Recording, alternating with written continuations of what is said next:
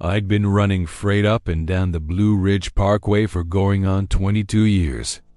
Long enough that the curves felt like the veins in my own arm. Long enough that I could close my eyes and still know when to ease off the throttle before the drop at Devil's Backbone. That night in early March, I was hauling a full load of bedroom sets out of a warehouse in hickory solid oak dressers. Headboards, knit stands, all shrink-wrapped and strapped tight in the trailer. The buyer was some boutique hotel up near Linville, opening in time for leaf season. Pay was decent, overtime better, so I took the run even though the forecast had been calling for patchy fog after midnight. Patchy, they said.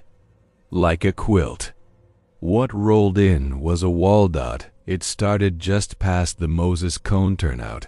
A thin haze at first that turned the pines into smudges against the sky. I clicked on my low beams, kept the Jake brake ready in case the grade steepened. The CB had been quiet for an hour, just the usual chatter dying down as the night drivers settled into their rhythms lot lizards in Wytheville. A Smoky at mile 188, somebody's alternator giving out near Fancy Gap. Then the static swallowed everything. I twisted the squelch, slapped the side of the radio like that ever helped, and gave it up. Silence ain't unusual up here. Sometimes the mountains just eat the signal. The whistle came soft, almost polite, like a man trying to get your attention without raising his voice. I figured it was wind threading through the guardrail cables, the way it does when the temperature drops sudden. But it came again, lower, 2 notes sliding into one another, the way my granddaddy used to call the hounds back in Patrick County. I eased off the gas, let the rig coast. No headlights in the mirror, no reflectors blinking ahead. Just the yellow line glowing under my tires in the fog, pressing close enough to taste cold iron and wet cedar. I was doing maybe 40 when the figure stepped into the lane. Not walked, stepped, deliberate, like it had been waiting for the exact second my bumper crossed some invisible line. Arms spread wide, palms open, the orange reflective vest catching my lights and throwing them back in streaks. No truck, no breakdown flares, no silhouette of a jack or spare tire. Just the man, if it was a man, planted dead center of the northbound lane. I stood on the brakes. 43 tons of Peterbilt and oak screamed like a dying thing. Tires smoking, trailer fishtailing hard enough to kiss the guardrail before I wrestled her straight. The ABS pulsed under my foot like a second heartbeat. When we finally stopped, the cab was tilted nose down, fog swirling through the open wing window and beating on my forearms. I sat there a second, engine ticking, adrenaline sour in my mouth. Then I grabbed the mag light from the door pocket, clicked it on, and stepped down onto the asphalt. The beam cut a tunnel maybe 15 feet long before the fog ate it. Empty road. No scuffs, no oil drips, no heat rising off the pavement where a body should have been. I swept the light left to right, up the bank. Down the drop, nothing, just the smell of burnt rubber and the soft hush of mist settling on pine needles. Back in the cab, I rewound the dash cam. Hands shaking bad enough, I near dropped the remote. The screen flickered, grainy green night vision. There I was, headlights carving the fog, and there he was, same stance, arms cruciform, vest glowing like a road flare. But the tape kept rolling after I braked. The figure didn't move when the truck should have flattened him. Instead, he leaned forward, slow, face tilting toward the camera until the lens fogged with his breath. For one frame, his features pressed flat against the inside of the windshield, eyes wide, mouth open in a perfect O. Then the screen went black. Not static, not snow. Black. Like someone unplugged the world. I stared at that dead screen longer than I should have. When I looked up, the fog had thickened until the hood ornament vanished. My watch read 12:47 a.m., same as when I first saw the vest. I laughed then, a dry bark that hurt my throat. Time to move. I eased back onto the throttle, let the rig crawl forward, high beams carving useless tunnels. The whistle didn't come again right away.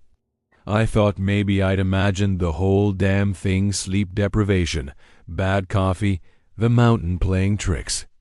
Truckers see ghosts all the time. Usually, it's just exhaustion wearing a familiar face. 20 miles later, give or take.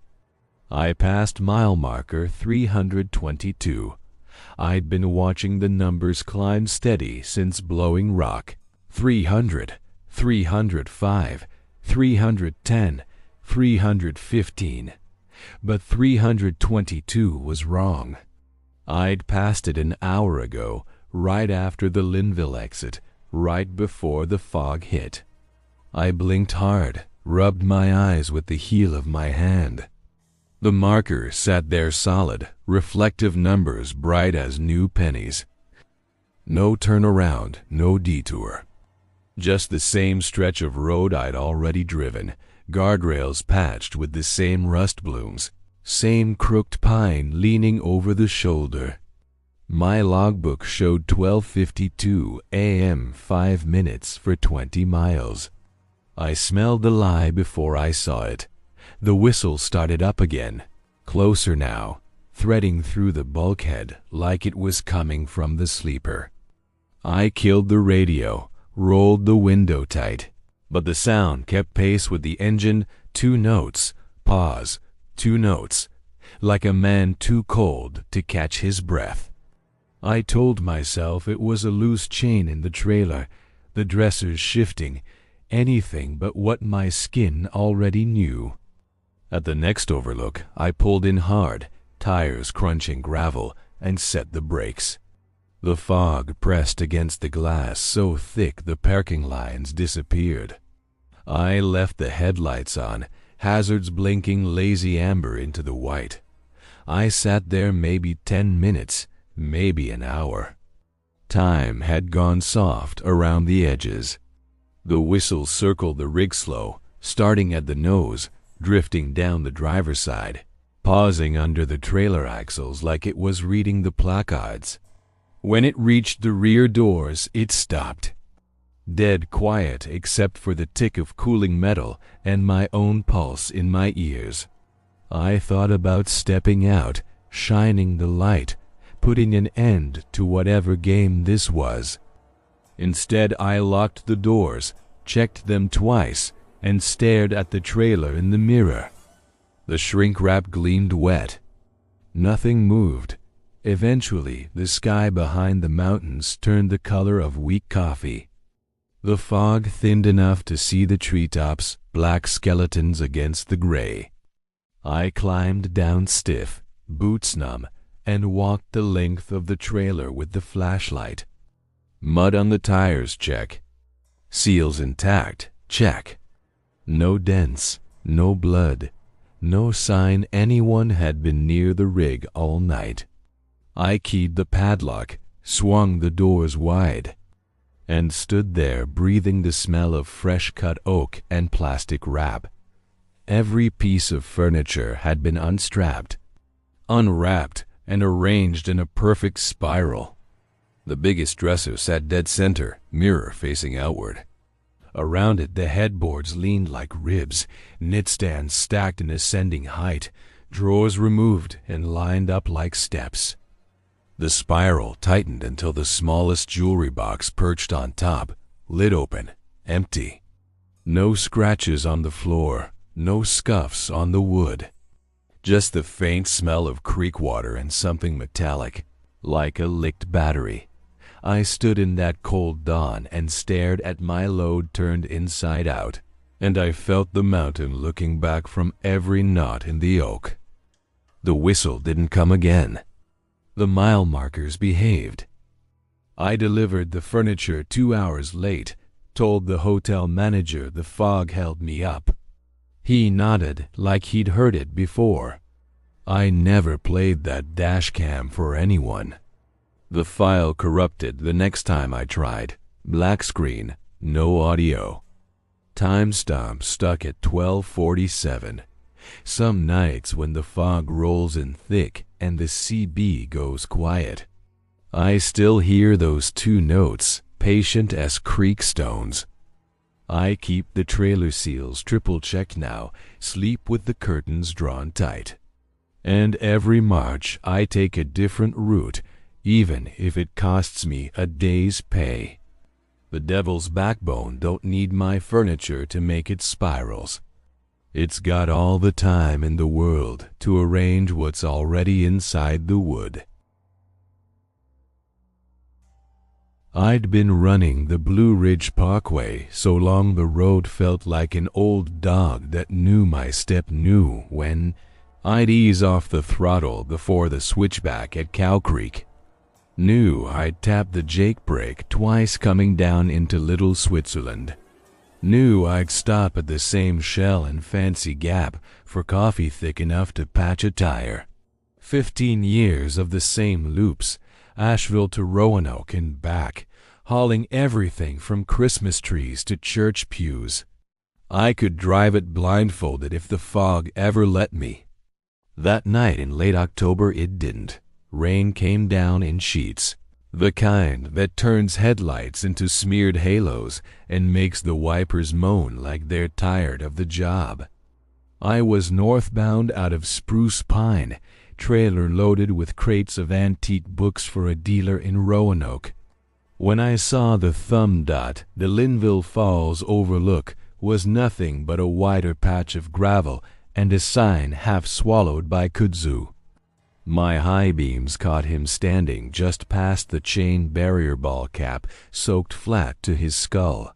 Denim jacket 2 shades darker with wet, one arm out straight like he'd been waiting on me personal. Truckers pick up hitchers sometimes. The road's lonely and the rules bend when the dark gets thick.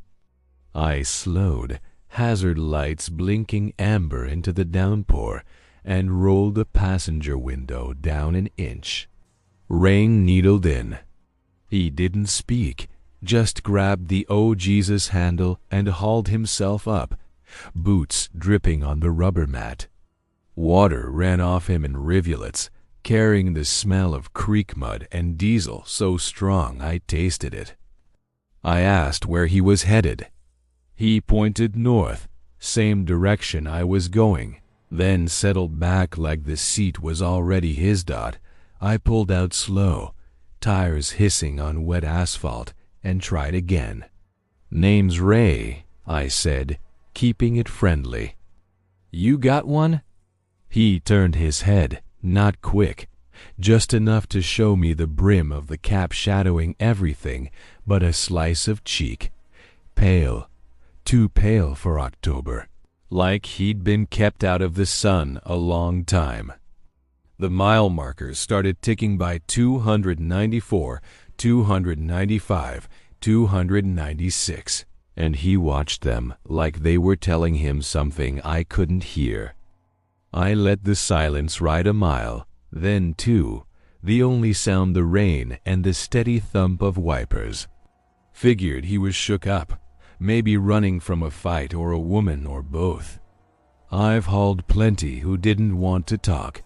Halfway to Little Switzerland the voice came, low and even, like he was reading off a list he'd memorized years ago. "Fuel stop, exit 112, 62 gallons, 3:14 a.m. My skin prickled. That was my last stop, 2 nights back, written in my logbook in my own chicken scratch. I laughed it off, told him he must have seen the receipt on the dash. He didn't smile, just kept staring at the markers. Way station Galax, gross 78,420, driver citation for muddy plates. That was 6 months ago. I got a warning, not a ticket, and I never told a soul. My hands tightened on the wheel until the knuckles went white. I glanced over, trying to keep my voice steady. "Buddy, you're riding with the wrong man if you think that's funny." He turned then, full face under the dash glow, and the rain on the windshield suddenly sounded farther away.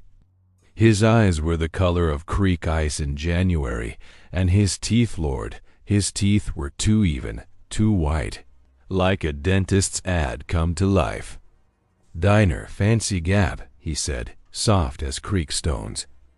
"Biscuit and gravy, side of hash browns scattered, extra crispy. You leave a 5 on the table every time." My stomach dropped clean through the floorboards. I hadn't written that run yet. I'd planned to stop there at dawn, same as always. Same booth by the window where Miss Loretta calls me sugar and tops. My coffee without asking. The odometer hadn't moved in 10 minutes. Needle stuck dead on 112,487.2, like it forgot how to count. But the mile markers kept climbing. 310, 311, 312, same as they had an hour ago. I eased off the gas, let the rig coast, hard hammering so hard I felt it in my teeth.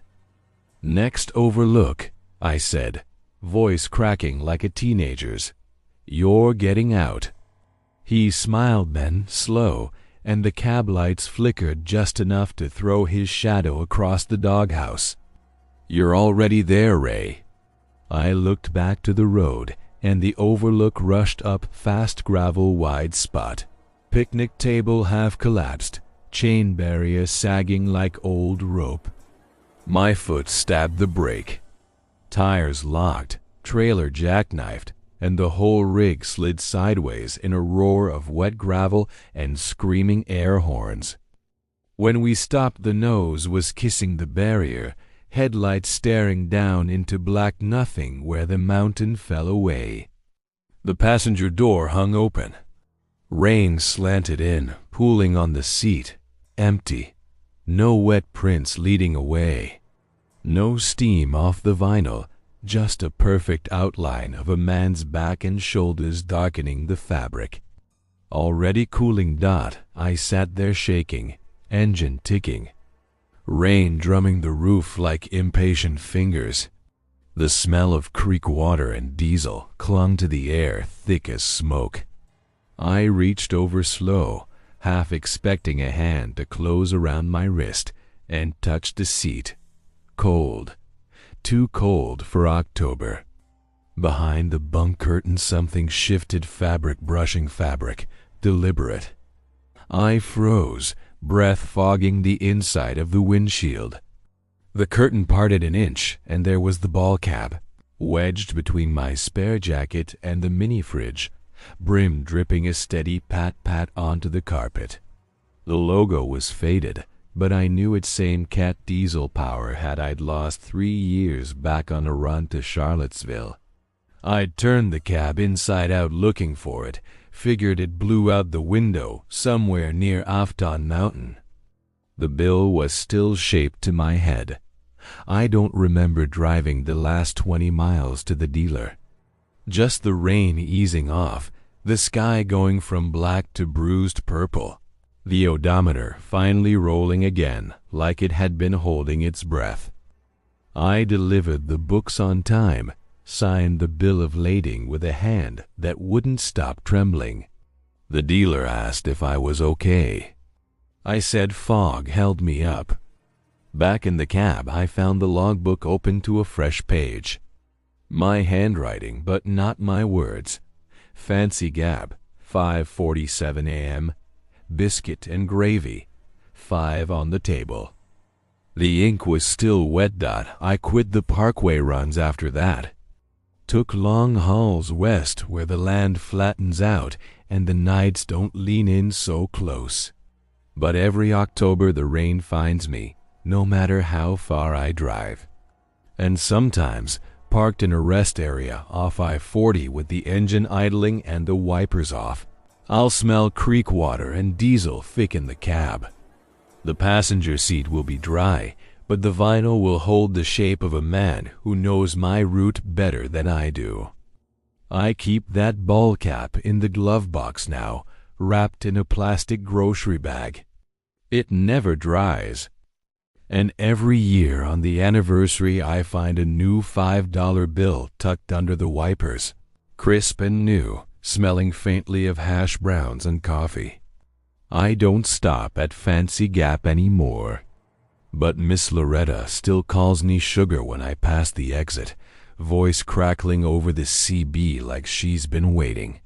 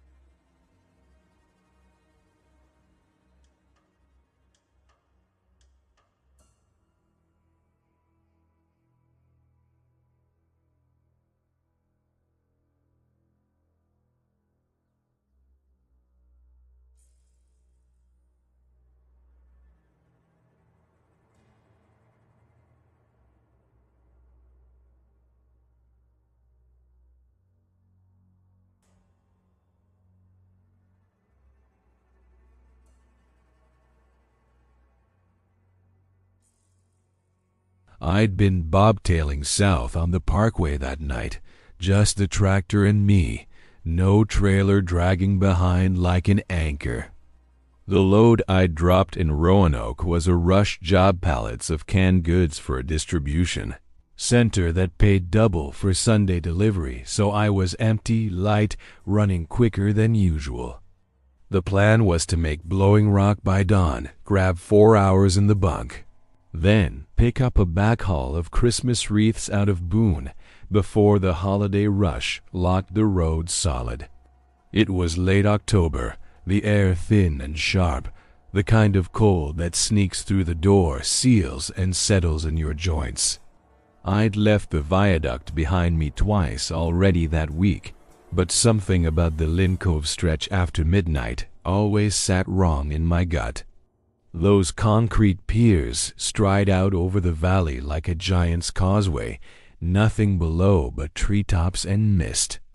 And the wind whistles up through the gaps in a voice that ain't quite wind.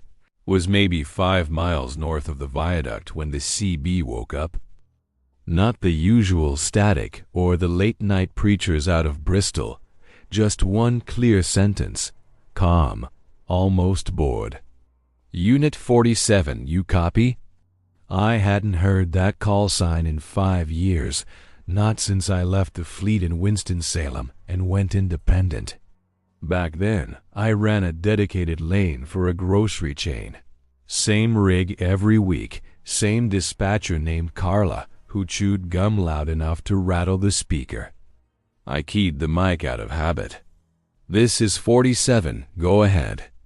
Nothing came back but my own words, delayed half a heartbeat, like the signal bounced off the ridge and hit me again from behind. I laughed under my breath. Mountain echo, cell tower weirdness, whatever. Happens sometimes. I let the squelch hiss and reached for the thermos wedged beside the seat. The viaduct lights were on when I approached. sodium orange pools spaced every 100 feet, marching in perfect formation across the valley. I eased into the left lane out of habit. Bobtail rigs ride smoother on the inside curve. The radio stayed quiet, just the low growl of the Cummins and the tick of cooling metal. Then the lights started going out. Not all at once, section by section, like someone walking the catwalk flipping breakers. First the entrance lamps, then the middle span, then the far end, until the whole quarter-mile of elevated roadway yawned black ahead of me. My foot lifted off the throttle. The headlights should have cut a clean tunnel, but they dimmed too, fading to a sickly yellow, then nothing. I was rolling blind at 45 miles an hour on a curve rated for 35. Nothing but memory and the feel of the wheel to tell me where the edge was. I downshifted hard, let the Jake brake growl, and coasted. The asphalt hummed under the tires, steady, familiar. I knew this stretch, knew the gentle left that straightened into the tunnel of concrete, knew the way the guardrail vibrated when you brushed it just right. My palms were slick on the steering wheel, but I kept her steady, counting heartbeats instead of seconds. The dark was absolute, the kind that presses on your eyeballs. No dash lights, no glow from the CB, not even the faint red of the clock. Just the engine and the road and the smell of hot brakes seeping through the floor. That's when the voice came again, softer, closer, like someone leaning over my shoulder from the sleeper. Watch the drop. I whipped around so fast my elbow cracked the window crank. The bunk was empty, curtain half drawn, pillow dented where my head had been an hour earlier. Spare jacket draped across the mini-fridge. No one. I turned back to the windshield and caught a flicker in the rear view. Taillights, twin red eyes keeping perfect pace 20 feet off my bumper. No headlights, no running lights, just the brakes glowing steady like they were riding my draft. I'd passed no one since Grandfather Mountain, hadn't seen a rig in the mirror for an hour. The CB crackled once, my own breath, amplified, delayed, then silence. I eased back onto the throttle, felt the curve straighten under the tires. The viaduct's supposed to spit you out into moonlight on the far side, a straight shot toward the Price Lake overlook. The darkness lifted all at once, like a curtain yanked back. My headlights flared bright, dash lights blooming green and amber. Clock snapping to 2:13 a.m. The taillights behind me were gone. No skid marks, no engine note fading into the trees, just the empty roadway unrolling clean. I checked the mirror twice, 3 times. Nothing. The radio stayed dead. I pulled over at the first wide spot past the viaduct, gravel crunching under the tires, and set the brakes hard. The engine ticked itself cool while I sat there staring at the dash clock. I'd entered the viaduct at 2:14 a.m. I'd watched the numbers flip while the lights died. Now it read 2:13, 1 minute shaved off the night like it never happened. My hands wouldn't stop shaking. I climbed down with the mag light, boots crunching frost-rimmed gravel, and walked the length of the rig. No trailer, nothing to check but the glad hands and the fifth wheel plate. Seals weren't an issue on a bobtail, but I'd hooked a empty flatbed earlier in the week. Muscle memory dies hard. I opened the rear cab door out of habit, shone the light inside. The tie-down straps were loose. Every last 1/4 chains on each corner, ratchet binders backed off 2 full turns. Enough to let a load shift, but not enough to spill. I'd tightened them myself in Roanoke, torqued to spec, safety pins in place. The pins were gone, Not broken, not dropped, just gone, like they'd never been threaded. The chains hung slack, links cold to the touch, swaying gentle in the breeze that came up the valley. I stood there in the beam of the flashlight and felt the mountain breathe around me. Slow and patient. I cinched everything down again, fingers numb, checked the locks twice. Back in the cab, I left the overhead light on, radio off, and drove the last hour to Blowing Rock with the window cracked so the cold would keep me awake. Dawn found me parked behind the Chevron, engine idling, staring at the viaduct in the distance tiny now, a gray thread stitched across the ridge. The clock read normal. The straps stayed tight. I never played that CB recording for anyone. The file was blank anyway, just 60 seconds of empty hiss. Some nights when the wind shifts just right, I still hear Unit 47 called across the channel, calm voice asking if I copy. I don't answer anymore. I sold the rig last spring, took a desk job dispatching out of Charlotte, but the Parkway pulls at me like a riptide. Every October I drive up alone, park at the Price Lake overlook, and watch the viaduct lights blink out one by one. They always come back on. The clock always loses a minute. And every time I check the bunk, there's one more tie-down strap loosened. Patient, waiting for a load that isn't there.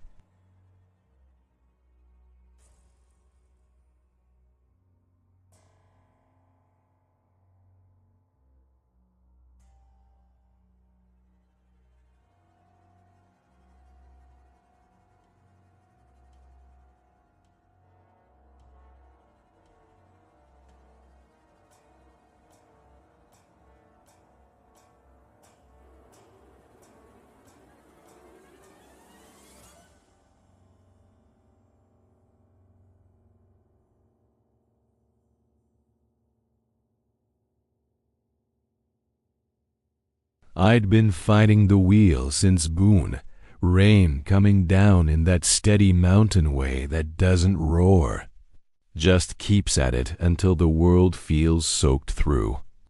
The wipers had a rhythm like a tired heartbeat, and the coffee in the thermos had gone cold 2 hours back, bitter on the back of my tongue. I was hauling empty south toward Asheville. Bobtail again after dropping a load of nursery shrubs at a garden center outside. Blowing Rock, the plan was to park at the Linville truck stop, grab a shower, and 4 hours in the bunk before deadheading to Charlotte for a morning reload. It was late October, the leaves mostly down. The Parkway quiet except for the occasional RV crawling along like it had nowhere better to be. I'd run this stretch so many times I could feel the curves in my sleep. But that night, the rain made everything slick and strange. The center line a faint yellow ghost under the tires. Sleep was creeping in at the edges.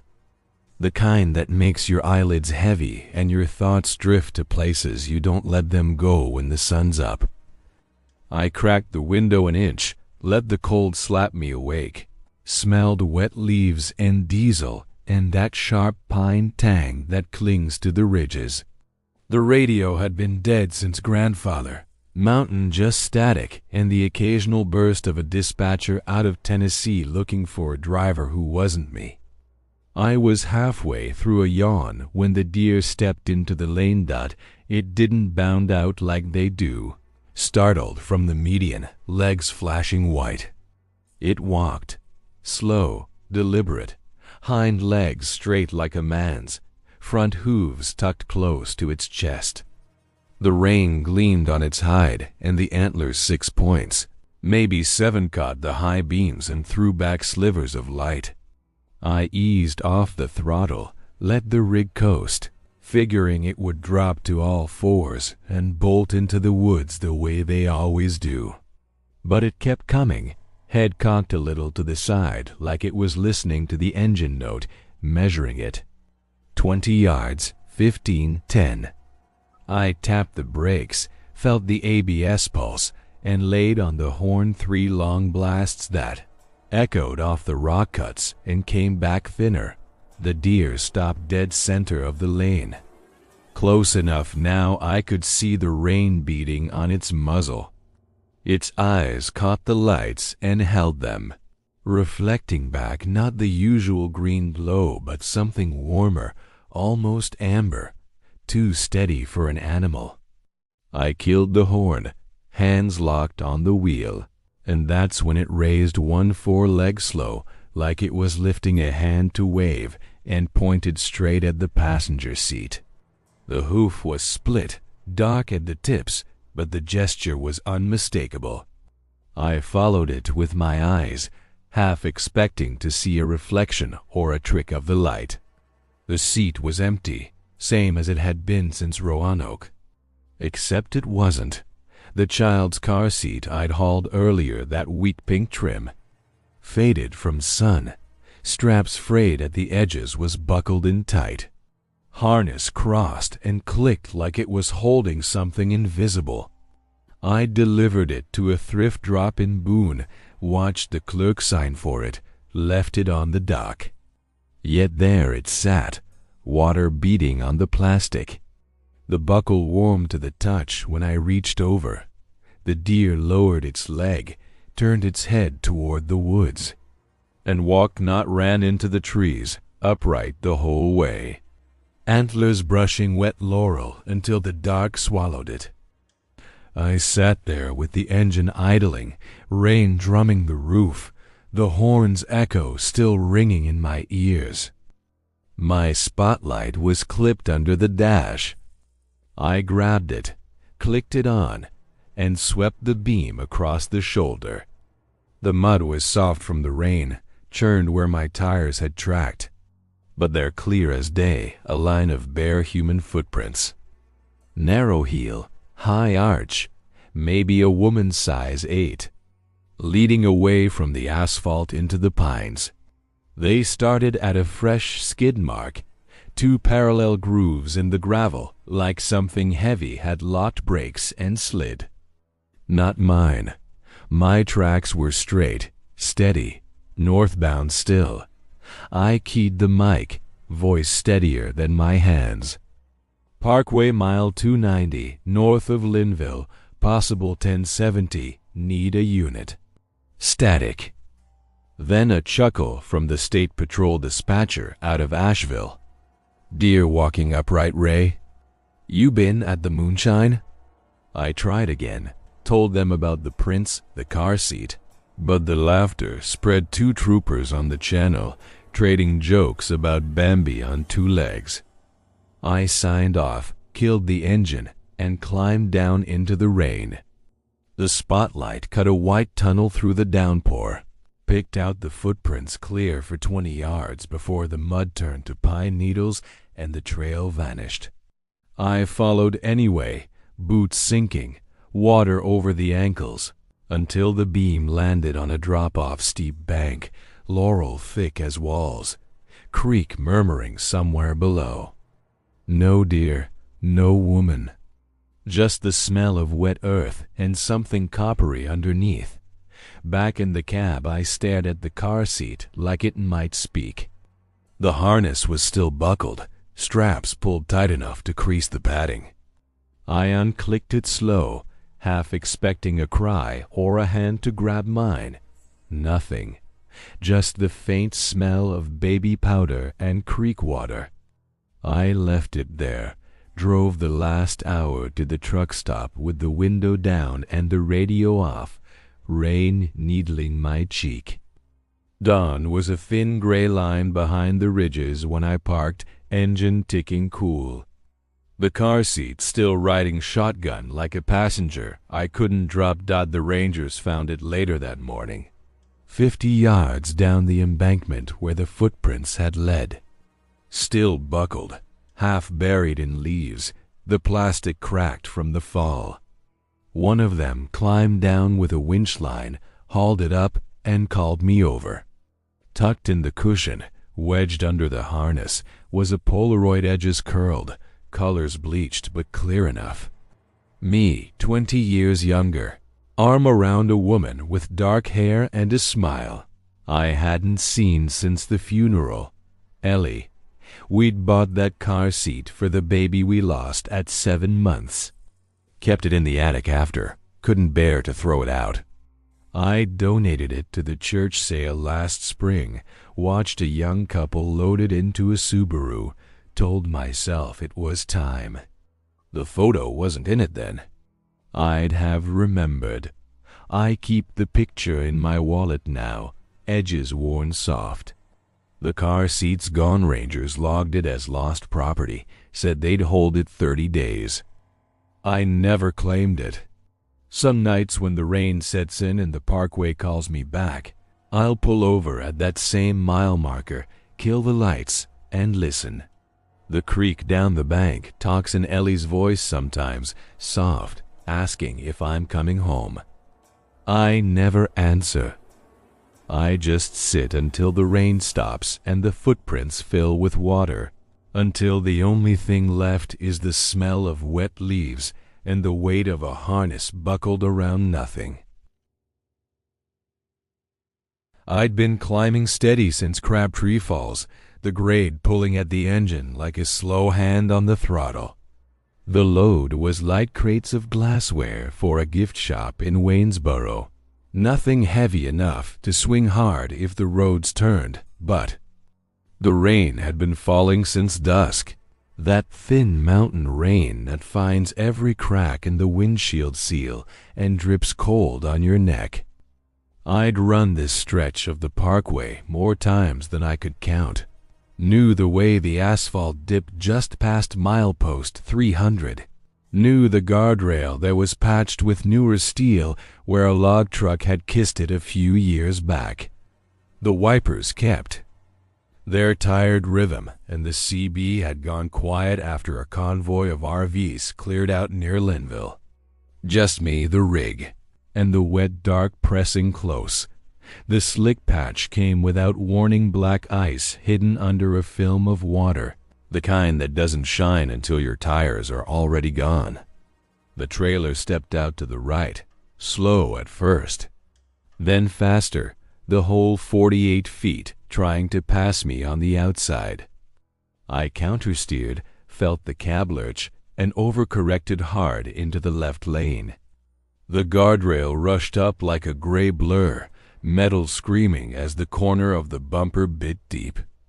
Sparks lit the rain in orange streaks, and the rig slid sideways, until the drive tires caught gravel, and we hung there, nose down, cab tilted toward the drop. The valley below was nothing but wet treetops and mist, a long black swallow that'd take a semi and never spit out the pieces. I killed the engine quick, the sudden quiet louder than the crash, and sat breathing diesel and adrenaline until my hands stopped shaking enough to unbuckle. I climbed down slow, boots slipping on the running board, maglite in one fist and the other hand trailing the fender for balance. The rain had eased to a drizzle, but the air was thick with it, cold enough to see my breath. The guardrail was bent outward, not inward like my rig should have done, steel bowed toward the mountain. Paint scraped in long furrows that showed bright silver underneath. The gouges were deep, 4 parallel lines cutting through the top rail into the rebar, spaced too wide for a bear, too clean for machinery. I ran the light over them, felt the edges with a gloved finger sharp, fresh, still warm from whatever made them. My trailer had kissed the rail lower down, left a smear of red paint and a dent in the bumper. But the big damage was on the uphill side, like something had shouldered through from the woods and kept going. The CB crackled alive then, a woman's voice cutting through the static, soft and steady, the kind of calm you hear in church when the preacher knows the storm's coming. Back up slow, sugar. You're not alone. I froze, light swinging toward the tree line. Nothing but wet laurel and pine trunks slick as sealskin. No headlights on the road behind me, no footprints in the mud, just the rain dripping off the efte. Leaves and the faint smell of creek water rising from the valley. I keyed the mic. "Who's this?" Static answered, then her voice again, closer, like she was leaning in from the passenger seat. "Ease her back, Ray. They're watching from the ridge."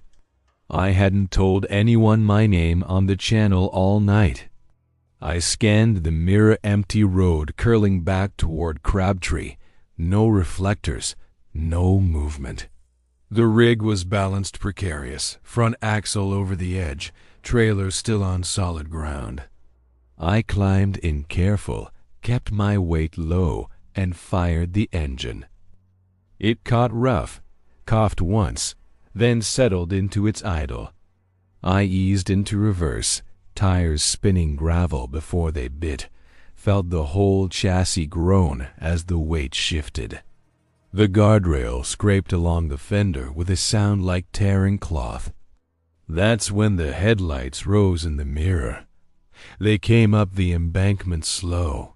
No engine note, no spray of rock, just twin beams climbing vertical granite like it was a gentle grade.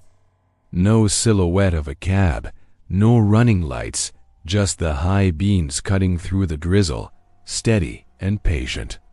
They crested the broken rail where the gouges were deepest, paused there a second, then rolled forward until they filled the mirror with white. I couldn't see past them, couldn't see the rig or the driver or anything but light so bright it burned after images into my eyes. I floored it backward, felt the trailer kiss something solid metal on metal, a dull thunk, then nothing. The resistance vanished like it had never been. The rig lurched, tires caught pavement, and I straightened out into the northbound lane, hard hammering so hard I tasted blood. I didn't stop until the next overlook, 5 miles up the road, gravel wide and level under a stand of hemlocks. I set the brakes, climbed down with the light again, and walked the length of the trailer. The bumper was dented where it hit the rail. Red paint transferred in a long streak, but the rear doors were cool and dry.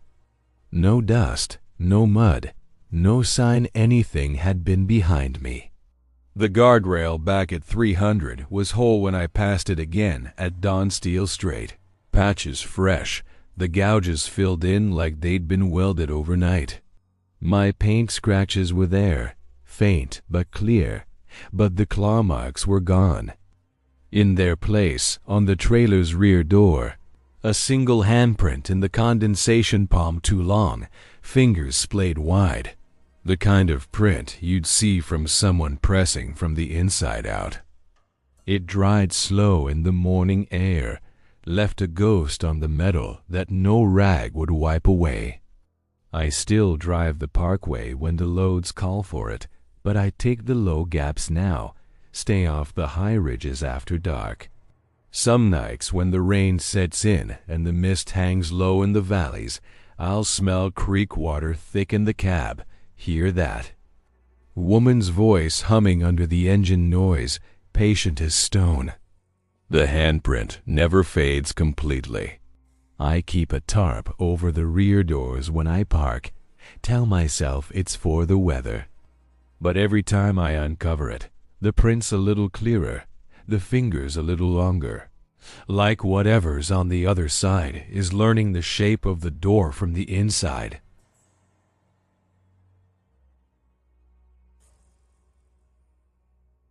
I'd been running overweight since Fancy Gap, a furniture load out of High Point that the shipper swore was legal, but my gut knew better.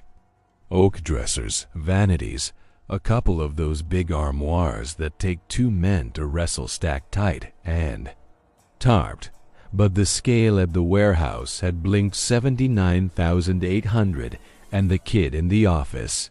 just shrugged and handed me the bill of lading. The detour around the Parkway scales would have added 2 hours and a climb over roads slick with November sleet. So I kept north, figuring the Galax station closed at dusk like always. I'd risk it, pay the fine if they caught me, sleep it off in the bunk.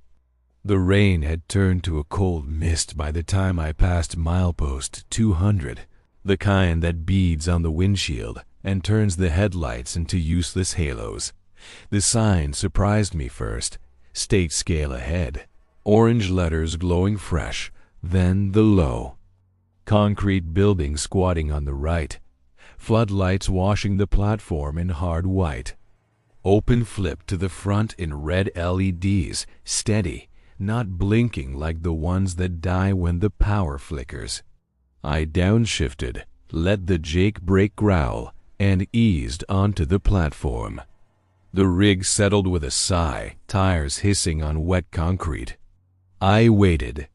For the intercom, the usual bark about keeping the engine running, stay in the cab. Nothing. Just the low hum of the fluorescents and the soft tick of rain on the roof.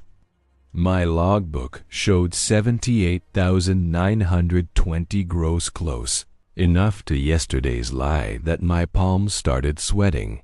I gave it a minute, then 2, watching the office door through the side window. It stood ajar, a slice of yellow light spilling onto the wet stoop. The coffee pot on the counter inside was still plugged in, glass carafe half full, steam curling lazy against the cold. I killed the engine, grabbed my clipboard, and stepped down. Boots echoed loud on the platform, a hollow clank that bounced off the cinder block walls and came back thinner. The air smelled of burnt coffee and wet asphalt, and something underneath old paper, maybe, or the ghost of cigarette smoke baked into the walls. Inside, the place was lived in but empty.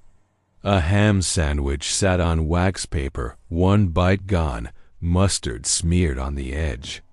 The TV in the corner muttered the overnight weather snow flurries above 3,000 feet. Wind out of the northwest, volume low like someone had stepped away mid-sentence. The chair behind the desk was pushed back, still spinning slow, and a clipboard hung from a nail with yesterday's wayslips fluttering. I called out once, soft, "Anybody home?" And the word died against the concrete. The printer in. The corner whirred to life on its own, spit out a single ticket, and went quiet. I picked it up with fingers that wouldn't stay still, 79,640 pounds. My dot number printed neat in the box. Timestamp, the 12th of November 2025, 2:14 a.m. tomorrow, clear as day. The paper was warm, ink still wet. I folded it quick, shoved it into my shirt pocket, and felt the weight of it against my chest like a second heart. That's when the lights died. Not flickered, died. Hard blackout, the kind that swallows sound. The platform outside went dark. The office plunged into a gray nothing where shapes lost their edges. I stood frozen by the desk, breath fogging, listening to the scales creak under a weight that wasn't mine. Slow, deliberate, the platform groaning like something big was walking the length of the trailer. One step, pause. Another step, metal flexing, chains rattling soft against the floor. I smelled diesel and creek water thick in the air, and the sandwich on the counter started to steam again, though the room had gone cold enough to see my breath. I moved then, quiet as I could, boots scuffing linoleum, out the door and across the platform. The rig loomed black against black, doors still sealed, tarp flapping loose where the wind had worried it. The creaking stopped when I reached the cab. I hauled myself up, key shaking in the ignition, and the engine cock rough-coughed once, then settled into its idle. I eased off the platform without lights, tires hissing, and watched in the mirrors as the floodlights blinked back on one by one. The building was gone. Just an empty slab cracked with weeds, my tire tracks cutting across it and stopping dead at the edge like the concrete had swallowed the rest. I drove until the sky behind the ridges turned the color of weak coffee, parked at a wide spot near Piper's Gap, and sat with the ticket in my lap. The numbers hadn't changed. The fine came last week, $462, postmarked from the old scale house address off Route 58. The building burned in '89. They said propane leak took the Waymaster with it. I paid it anyway, wired the money to a PO box in Galax that doesn't exist on any map. Some nights when the mist rolls in thick and the CB goes quiet, I'll smell burnt coffee in the cab, hear the scales creak under a load I'm not hauling. The ticket's still in my logbook, ink faded but the date clear. Tomorrow never comes, but the wait keeps adding up. I'd left Roanoke just after supper, the sky already bruising purple behind the ridges, hauling a load of quilted bedspreads for a craft co-op in Bedford, light cargo, easy money, and the dispatcher promised me a clear run if I kept moving. November had turned mean overnight, thermometer on the mirror dropping from 40 to 20 in the space of an hour, and the defrosters were fighting a losing battle. I'd cracked the wing window an inch to keep the glass clear, but the cold slipped in anyway, needling my knuckles where they gripped the wheel. The parkway was empty, just the yellow line unrolling under the tires and the occasional reflectors winking back like shy eyes. I knew the climb to Peaks of Otter the way some men know their wives' breathing, every dip, every switchback, the place where the guardrail buckles from last winter's ice. The frost started at the corners of the windshield, delicate fingers creeping inward, branching like river ice in January. At first I paid it no mind. Happens when the cab's warm and the night's bitter. But the patterns kept building, deliberate. The way hoarfrost feathers on a bedroom window when you were a kid and swore it drew pictures. Faces took shape, eyes too round, mouths open in silent song, then hands pressed flat against the glass from the inside, palms leaving hollow prints that refilled slow. I rubbed a clear spot with my sleeve, watched the ice crawl back twice. As fast, mapping the parkway itself, the sharp bend at Apple Orchard, the straight shot past Thunder Hill, every mile marker etched in crystalline veins. My breath fogged thick and the singing started, soft at first, threading through the defroster vents like it was riding the heat. A hymn I hadn't heard since Mama dragged me to Brush Arbor Baptist, farther along. The alto line carrying the melody while the tenors held the low drone. I turned the radio off, killed the fan, but the voices kept on, vibrating the glass so the frost shimmered.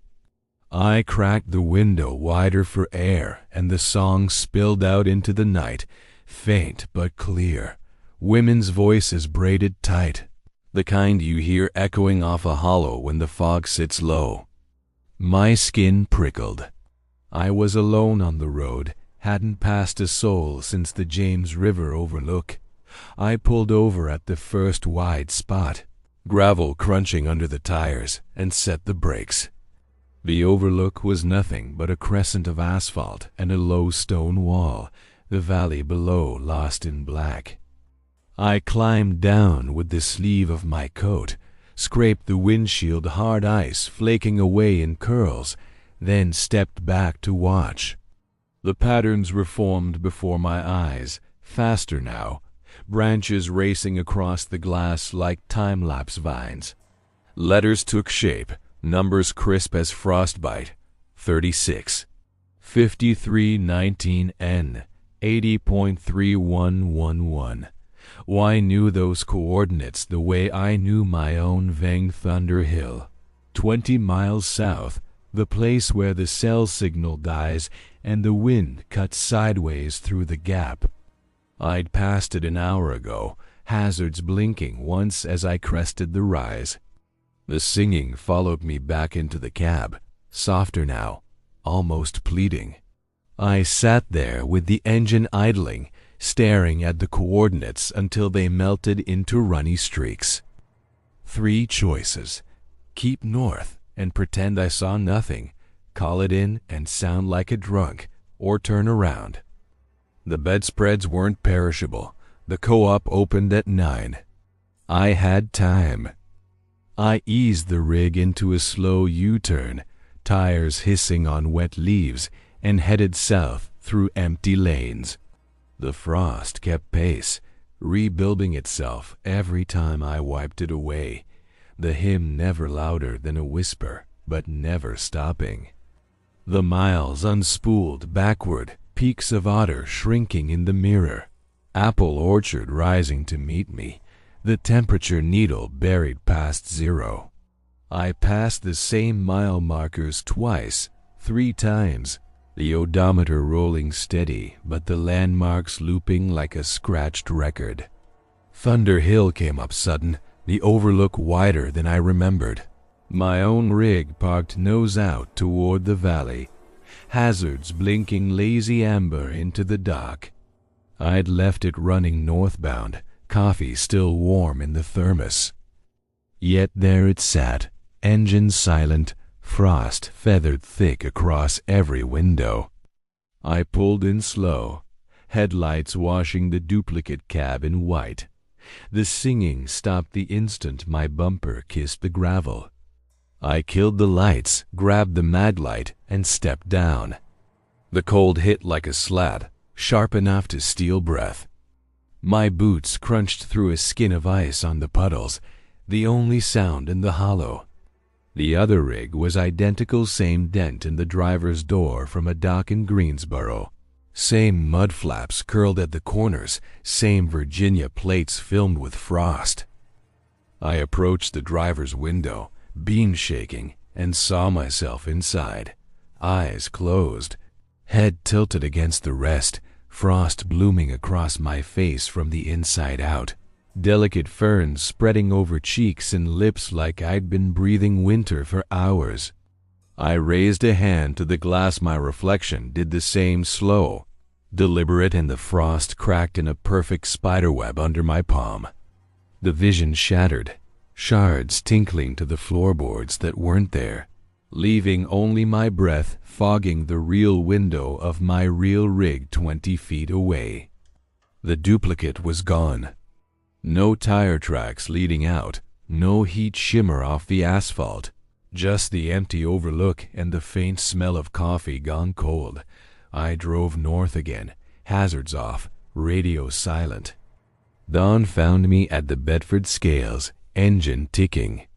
Cool, logbook open to a page I didn't write.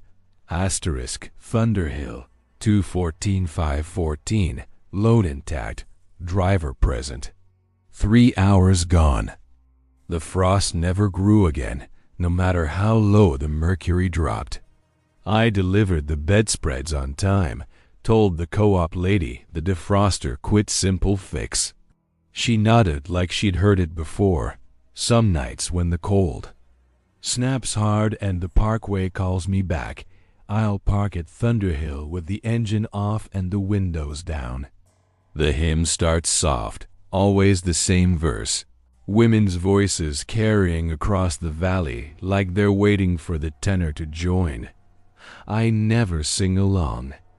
I just sit until the frost feathers the glass from the outside in, until the coordinates etch themselves again in ice I can't scrape away. My reflection stays on the right side of the window now, but sometimes it blinks a half-second slow, and the frost on its breath spells a time I haven't reached yet. I'd left the last drop in Roanoke just after dusk. trailer empty and rattling like loose bones. The dispatcher cutting me loose early with a get home before the snow pins you. Deadheading to Tennessee meant the Parkway if I wanted to shave an hour off the interstate. And I knew every curve between milepost 460 and the state line the way a man knows the scars on his own hands. Snow was in the air, not falling yet but hanging heavy, the kind of cold that creeps under the door, seals, and settles in your lungs. The rig was light without a load, tires humming eager on the frost-rimmed asphalt, and the CB had gone church quiet after the last convoy of log trucks cleared Fancy Gap. I had coffee in the thermos, half a pack of Camels, and the porch light in my head waiting at the end of the run. The mile markers started acting strange just past 400. I'd watched them climb steady since the North Carolina line. 410, 415, 420 reflective numbers bright in the headlights. Then 10 blinked past, fresh paint gleaming like it had been hung that afternoon. I blinked hard, rubbed the heel of my hand across my eyes. 9 came next, then 8, 7, 6, counting down smooth as a heartbeat. Logic said I had another 150 miles to the Tennessee turnoff, but the signs kept shrinking the world. I eased off the throttle, let the engine idle down, and watched the fuel gauge needle twitch full when I left Roanoke, now kissing 3/4 and falling steady with every marker. The snow started then, fat flakes drifting lazy through the high beams, melting on the hood with tiny hisses. At mile 5 the sign appeared where no sign had any business being. Exit O-H-O-M-E. Letters hand-painted on warped plywood, leaning crooked against a pine. No ramp, no deceleration lane, just a gravel track plunging sharp into the trees, snow already filling the ruts. I slowed to a crawl, hazards blinking amber into the white, and stared down that throat of darkness. My porch light flickered in my mind, yellow bulb on a timer. Motion sensor busted since last spring, but the fuel needle kept dropping. Half tank now, then a quarter, like the road was drinking it. I should have kept north, radioed it in as vandalism, anything but what I did. I turned the wheel. The gravel crunched under the tires, pines closing overhead until the snow vanished and the headlights carved a tunnel of bark and shadow. The track widened slow, deliberate, the way a creek bed swells after rain. My driveway unfolded ahead, same cracked concrete, same rusted mailbox leaning at the edge. Snow untouched except for the single set of tire tracks I was making. The porch light glowed steady, though I'd left it off when I kissed the dog goodbye 3 days earlier. I parked nose into the steps, engine ticking cool, and sat listening to the house breathe. No smoke from the chimney, no paw scratches at the door. Just the quiet of a place that knows you're late. I climbed down stiff, boots sinking ankle deep in fresh powder. And the cold hit different here, thicker, older, like it had been waiting under the floorboards. The key ring on my belt felt light.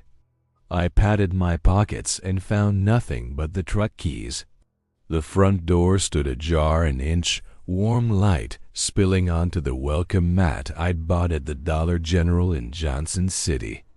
I pushed it open with 2 fingers, the hinges singing the same tired note they always did. Inside smelled of wood smoke and coffee, the dog's bed empty by the stove. The clock on the wall frozen at 9:47. My obituary crackled from the kitchen radio. Calm voice listing survivors I hadn't spoken to since Mama's funeral, my sister in Knoxville. My boy stationed in Bragg, the cousin who still owed me $200. The words hung in the air like incense. I stepped across the threshold and the floorboards didn't creak. The coffee pot on the counter was full, still hot. The mug I'd left in the sink 3 mornings ago washed and drying on the rack. My reflection in the black window over the sink showed a man 10 years older, beard gone gray at the edges, eyes sunk deep. I reached for the mug and my hand passed through it, fingers closing on cold air. The radio voice kept reading *, beloved husband, father. Taken too soon in a single vehicle accident on the Blue Ridge Parkway *, and the porch light behind me flickered once. Went dark. I woke slumped over the wheel at milepost 294, engine stone cold. Snow drifting through the cracked window and piling on my shoulder. The clock read 3:12 am, 4 hours gone. Fuel gauge pegged on empty, though I'd filled in Roanoke. My house keys lay on the passenger seat, frostbitten black, teeth fused into a single lump of metal. The radio was dead, the mile markers climbing north again like nothing had happened. I started the rig on fumes, coaxed it to the next exit, and paid a tow driver in cash to haul me to a station. The keys never thawed. I keep them in the glove box now, wrapped in an oil rag, and every winter when the snow starts sticking to the parkway, another set appears on the seat colder, darker, shaped for a lock I no longer own. I still take the parkway home sometimes. The porch light stays off, but the welcome mat's always clean, and the radio waits for a voice that hasn't finished speaking my name.